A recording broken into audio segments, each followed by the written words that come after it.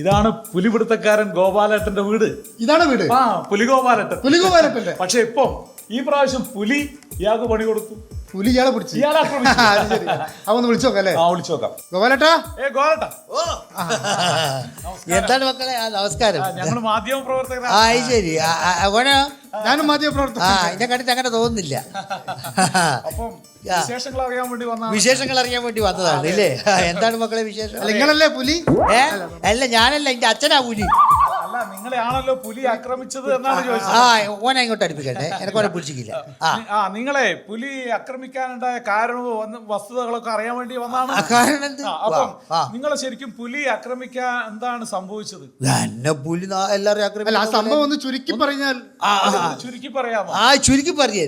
അതായത് പറഞ്ഞു മോനെ, ഞാൻ ഈ പ്രഭാത കൃത്യത്തിന് പോകും. വൈകുന്നേരം ഒരു 6:30, 7:30, 8:30 എല്ലാം കൂടി ഒരു 12 മണി അങ്ങനെ ആയി. പ്രഭാത കൃത്യം. ഞാൻ അങ്ങനെയാണോ? ഞാൻ വൈകുന്നേരമാണോ പോക്ക്? നീ മുണ്ടറേ. ഞാനിങ്ങനെ തെങ്ങും പിടിച്ചിങ്ങനെ ലാൻഡ് ചെയ്യാ. ഇതെന്താ പ്ലെയിനോ? ഞാൻ അങ്ങനെയാണ്.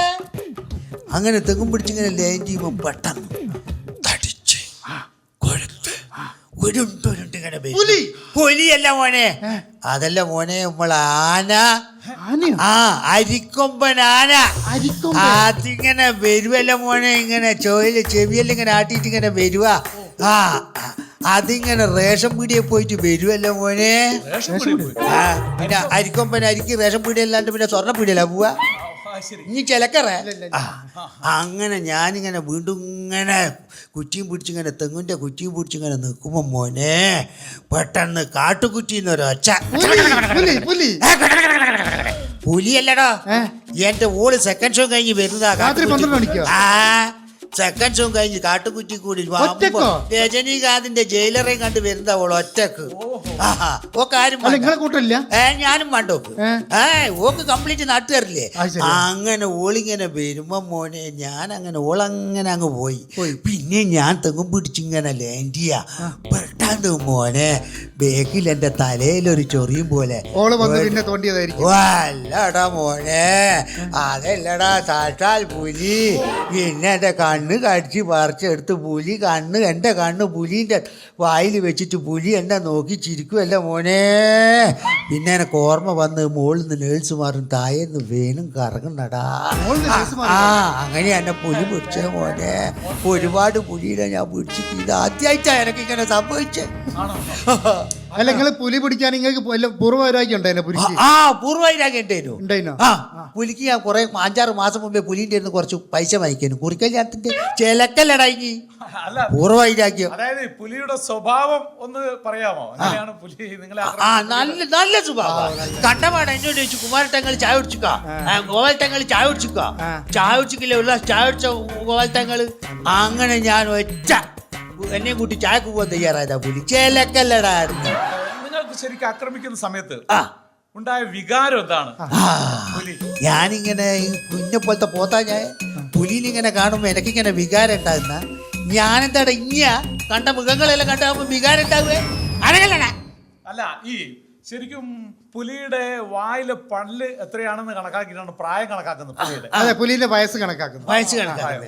ആ പുലിക്ക് എത്ര വയസ്സുണ്ടാവും, അല്ല എത്ര പല്ലുണ്ടാവും? എന്നെ ഇങ്ങനെ കടിച്ചു പറിച്ച് തിന്നുമ്പോ ഞാൻ പുലിന്റെ വായിലെ പല്ല് ഇങ്ങനെ ഉണ്ടാവും. 1, 2, 3, 4, 5, 6 ഇങ്ങനെ. 1ാം ക്ലാസ്സിൽ ചെക്കല്ല ഞാൻ. ചേലക്കല്ലടാ പുലിന്റെ സ്വഭാവം കണക്കാക്കുന്നത്. അവസാനത്തെ ചോദ്യം, അതായത് നിങ്ങളെ ആക്രമിച്ച പുലിയുടെ പിൻഭാഗം ഏകദേശം എത്ര വണ്ണം ഉണ്ടാവും? പുലി എന്താണ് ഉദ്ഘാടനത്തിന് പോകുന്ന സെലിബ്രേറ്റ് ചെയ്യാ. അതായത് പറഞ്ഞു കഴിഞ്ഞാൽ പുലിന്റെ ബാഗ് അല്ല, അതൊക്കെ പോട്ടെ. നിങ്ങൾ രണ്ടാളും ഇതിൻ്റെ അകത്ത് വരുന്നതിന് മുമ്പ് രണ്ടാളും ടൈലർ ആയിരുന്നു. അല്ല, നിങ്ങൾ രണ്ടാളും ഇവിടെ പുലിക്ക് ടൈസർ അടിക്കാൻ വന്നാ തോന്നല്ലോ. അങ്ങനെയാണോ മക്കളെ? ഇതൊന്നും അല്ല കഥ. ഇതെല്ലാം ഞാനിപ്പം പറഞ്ഞ എൻ്റെ കഥൻ്റെ കഥ. ഇതിലും വലിയൊരു കഥൻ്റെ കഥ പറയും. എന്നെ രക്ഷിച്ച് എന്നെ ഞാനാക്കി ഞാനിന്ന് ജീവനോടെ നിൽക്കുന്നത് എന്നെ രക്ഷിച്ച മലയാള സിനിമയിലെ സൂപ്പർ താരം മോഹൻലാലാണ്. മോഹൻലാലാണ് എന്നെ രക്ഷിച്ചത്. മോഹൻലാലും മമ്മൂട്ടിയെല്ലാം ഒരുപാട് ആളെ രക്ഷിച്ചിട്ട് എന്നെ രക്ഷിച്ച് ഞാനിന്ന് ജീവിക്കുന്നത് മോഹൻലാലാണ്. അതാ മോനെ, അതൊരു വലിയ കഥയാ. ഞാൻ ആസ്പത്രിയിൽ നിന്നെല്ലാം വന്നു കഴിഞ്ഞാൽ നാട്ടുകാർ പിന്നെ ആവേശം കൂട്ടി ഞാനങ്ങനെ പുലീൻ്റെ പിന്നാലെ ഇങ്ങനെ നടന്ന് ഓടി പിടിച്ച് അവസാനം ഒരു പുലീനെ കണ്ട് നാട്ടുകാർ ഇങ്ങനെ ആവേശം കൊള്ളിച്ച് എന്നാ ഇനി ഗോപാല ഇനി ഒരു പുലിനെ പിടിക്കണമെന്ന്. അങ്ങനെ ഞാൻ ചെന്നോക്കും ഒരു പുലി എൻ്റെ പിന്നാലെ മരണ ഓട്ടല്ലടോ. ഓടി കാട്ടിൻ്റെ ഉള്ളിൽ കൂടിയുള്ള റോട്ടുമ്പോൾ കൂടി ഓടി ഓടി ഓടി ഓടി ഓടി ഓടി മരണ ഓട്ടോ. അവസാനം പുലി ഒരുത്തയിൽ നിന്നിട്ട് ഒരൊറ്റ നൃത്തം. പിന്നെ ഞാൻ തിരിഞ്ഞു നോക്കുമ്പോൾ പുലിനെ കാണുന്നില്ലടോ. പുലി പിന്നെ ഒരു ഫ്ലാക്സും കണ്ടിട്ട് ഒരു ഒറ്റ തിരിഞ്ഞോട്ടാ.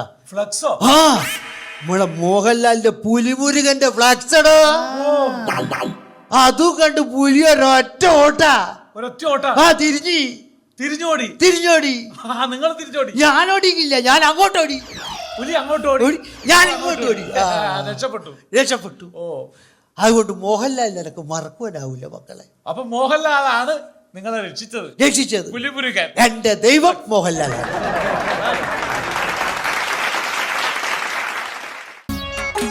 ഹലോ, ആ സെബാസ്റ്റ്യൻ പറഞ്ഞോളൂ. എന്നാ 12-ാം തീയതിയോ? കെമിസ്ട്രി അത് ഓക്കെ. നമ്മൾ തമ്മിൽ കൊടുക്കുമ്പോൾ പിന്നെ കെമിസ്ട്രി വർക്കാവാതിരിക്കുമോ? ആ, ഡോണ്ട് വറി. അല്ല, അന്ന് എനിക്ക് വനിതക്കാൻ പറ്റുള്ളതാ. ഇനി നേരത്തെ വിട്ടേക്കണേ. അത് സാരമില്ല. ആ, ഞാൻ പറയാട്ടോ. ഒരു മിനിറ്റ് വിളിക്കാവേ. ചേച്ചി, എന്താ മോനെ? എന്റെ ഭാര്യ. ആ, നിന്റെ ഭാര്യ? എന്റെ ഭാര്യ എന്താ പറയുന്നു? തുറന്ന് പറ. നിന്റെ ഭാര്യക്ക് എന്ത് പറ്റി? പറ. ഒളിച്ചോടി പോയാ രണ്ടും കൂടെ? അതല്ല, പിന്നെ എന്റെ ഭാര്യക്ക് എപ്പോഴും സംശയമാണ്. നിന്റെ ഭാര്യക്ക് നിന്നെ സംശയോ? നിന്റെ ഭാര്യ നല്ല പെണ്ണല്ലേ, നല്ല ഏത് സമയത്ത് സംശയമാണ്. നിന്നെ സംശയിക്കും? എന്തിനടാ, നീ നല്ല മോനല്ലേ, നിന്നെ സംശയിക്കേണ്ട എന്താ കാര്യമുള്ളത്? എനിക്കൊരാളോട് മിണ്ടാൻ പറ്റില്ല. ഓ, അപ്പൊ സംശയം. മിണ്ടിയ സംശയോ? ആരെങ്കിലും മുഖത്ത് നോക്കിയ സംശയം. ഓ, എങ്ങനെ ഞാനും ജീവിക്കാം? എനിക്ക് ജീവിക്കണ്ട, ഞാൻ മരിക്കും. മരിക്കല്ലടാ, ഒരു പരിഹാരം ഉണ്ടല്ലോ. അങ്ങനെ ഇപ്പത്തെ കാലത്ത് ഈ ഫോർവേഡ് ചിന്താഗതിയുള്ള കാലത്ത് ഇത്തരത്തിലുള്ള പെണ്ണുങ്ങൾ ഉണ്ടാവും. എന്റെ ചേച്ചിക്കറിയോ? ഇല്ല. നമ്മുടെ പാൽക്കാരിയില്ലേ, എന്റെ പാൽക്കാരി ജാനു, നമ്മുടെ വീട്ടിന്റെ അടുത്തുള്ള അവര് എന്റെ വീട്ടിൽ വന്നപ്പോ ഞാൻ സന്തോഷത്തോടെ ഒരു ഷൈക്കൻഡ് കൊടുത്തു. ഇങ്ങനെ ആ ഷൈക്കൻഡ് കൊടുത്തതിനാണ് എന്നെ സംശയിച്ചത്. വൃത്തികെട്ട പെണ്ണ്. ഒരു ഷൈക്കൻഡ് കൊടുത്ത് അങ്ങനെ സംശയിക്കേണ്ട വലിയ കാര്യമുണ്ടോ? ഈശ്വര, ഇപ്പത്തെ കാലത്ത് ഇങ്ങനത്തെ പെണ്ണുങ്ങൾ ഉണ്ടാവുമോ? അതുപോലെ തന്നെ നമ്മുടെ ബിന്ദു ചേച്ചി ഇല്ലേ, ബിന്ദു ചേച്ചി എന്റെ വീട്ടിൽ വന്നപ്പോ ഞാൻ വെറുതെ ബിന്ദു ചേച്ചിയോട് ഇങ്ങനെ സൗഹാർദ്ദത്തിൽ ഇങ്ങനെ ചോദിച്ചതാ, സുഖമല്ലേന്നൊക്കെ. അത് ചോദിച്ചതിനാ എന്റെ ഭാര്യ എന്നെ സംശയിച്ചത്. ഇങ്ങനെ അടുത്തുനിന്ന് ചോദിച്ചതിന് നിന്റെ ഭാര്യ നിന്നെ സംശയിച്ചു? ഏതാണ് അവൾ ഇത്ര സംസ്കാരമില്ലാത്ത പെണ്ണായി പോയോ ഈ കാലഘട്ടത്തില്? അതുപോലെ തന്നെ സീനത്താത്തല്ലേ, ജലീൽ ഖാന്റെ സീനത്താത്ത അവിടെ ഒരു അലക്കുകയായിരുന്നു. അലക്ക്? ആ, ഇങ്ങനെ കുമ്പിട്ടിരുന്നിട്ട് ഇങ്ങനെ. എങ്ങനെ? ചേച്ചി ഇങ്ങനെ നിന്നെ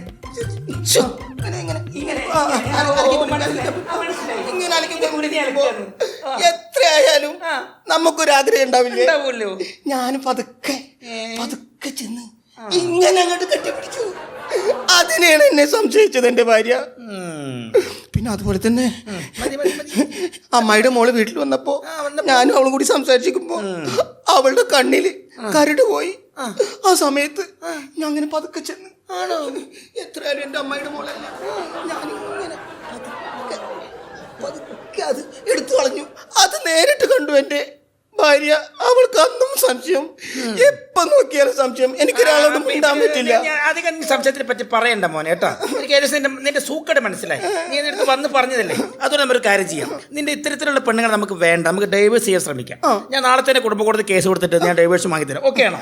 ഓക്കെ ആണോ? ഒരു കാര്യം ചെയ്യാം. അപ്പോൾ അവിടെ ഫുൾ അഡ്രസ്സും കാര്യം നിങ്ങളെ വിവാഹ സർട്ടിഫിക്കറ്റ് എനിക്ക് വാട്സപ്പ് ചെയ്തേക്കണേ കേട്ടാ. Okay okay. സക്സസ്. മോനെ, അവിടെ ആരാ സക്സസ് പറയുന്ന? ആരോടാ? അത് എൻ്റെ കൂട്ടുകാരൻ ബാബുവിനോട് പറഞ്ഞതാ. അവിടെ നോക്കി സക്സസ് പറയുന്ന എന്താ കാര്യം? അതായത് ഞാൻ അവനും കൂടി ഒരു ബെറ്റ് വെച്ചു. ബെറ്റോ? എന്തിന്? ചേച്ചിനെ തൊടാൻ പറ്റില്ല എന്ന് അവൻ പറഞ്ഞു. ഞാൻ പറഞ്ഞു ചേച്ചിനെ തൊടാന്ന്. അതായത് ചേച്ചി ഈ നാട്ടിലൊരു സുന്ദരിയാണല്ലോ. അതൊരു സത്യമാണല്ലോ. പിന്നെ ചേച്ചി തൻ്റെടിയാണ്. അതും വളരെ സത്യമല്ല. ചേച്ചിനെ ആരും തൊട്ടിട്ടില്ല ഇതുവരെ. അതൊരു നഗ്നമായ സത്യമാണ്. അപ്പോൾ ഞാൻ അവനോട് പറഞ്ഞു, ഞാൻ ഈ ചേച്ചിനെ തൊട്ട് തരാം, വേണമെങ്കിൽ കെട്ടിപ്പിടിച്ചു തരാമെന്ന്. അപ്പോൾ അവൻ പറഞ്ഞു ബെറ്റ് വെച്ചു. അങ്ങനെ ബെറ്റ് വെച്ചപ്പോൾ ഞങ്ങൾ എത്ര രൂപയ്ക്കാണ് ബെറ്റ് വെച്ചെന്നറിയോ? ഇല്ല. ഞങ്ങൾ 5000 രൂപയ്ക്ക്. 5000 രൂപയ്ക്ക് വെച്ചു? അത് കുറഞ്ഞു പോയില്ലേ? ഞാൻ 25,000 പറഞ്ഞത്. എന്നിട്ട് പിന്നെ അവൻ കുറച്ച് ഇങ്ങനെ കൊടുന്ന് 5000 ആക്കി. പിന്നെ 5000 ആയാലും കുഴപ്പമൊന്നുമില്ല, നെയ്യപ്പം തിന്നാൻ രണ്ടുണ്ടല്ലോ കാര്യം. കുറച്ചുകൂടി വേണമായിരുന്നല്ലേ? കുറച്ചുകൂടി വേണോ? കുറഞ്ഞു പോയി, കുറച്ചുകൂടി വേണമായിരുന്നു. ഇപ്പൊ വേണോ? ഇപ്പൊ കിട്ടിയാൽ നന്നായിരുന്നു. ഇപ്പൊ കിട്ടിയ വേണോ? ഉറപ്പല്ലേ? ഉറപ്പാണ്.